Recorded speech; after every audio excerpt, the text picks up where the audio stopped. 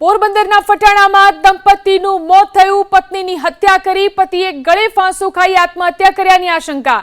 મીરામણ કેશુ સાદિયા નામના વ્યક્તિએ ગળે ફાંસો ખાઈને આત્મહત્યા કરી. પોલીસે તાત્કાલિક ઘટના સ્થળ પર પહોંચી બંનેના મૃતદેહને પોસ્ટમોર્ટમ માટે સરકારી હોસ્પિટલ ખસેડ્યા.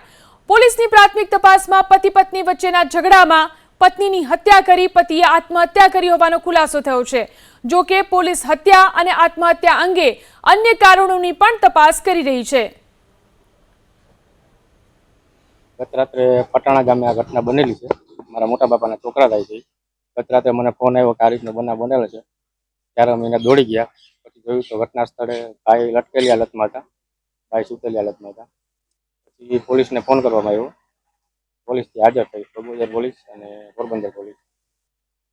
એ બધી એની ઘટનાની છાનબીન કરેલી છે. પછી પીએમ માટે અમે આવેલા છે ડેડ બોડી સાથે.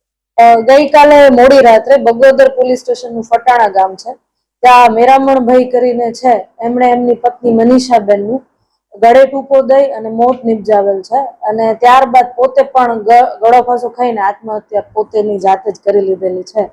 આ બાબતે પોલીસને ખબર પડતા પોલીસે એફઆઈઆર નોંધી છે, મર્ડર દાખલ કર્યું છે. મનીષાબેનના મૃત્યુ બાબતે મેરામણભાઈ બાબતે પોલીસે ઈડી દાખલ કર્યું છે અને હાલ તપાસ વધુ ચાલુ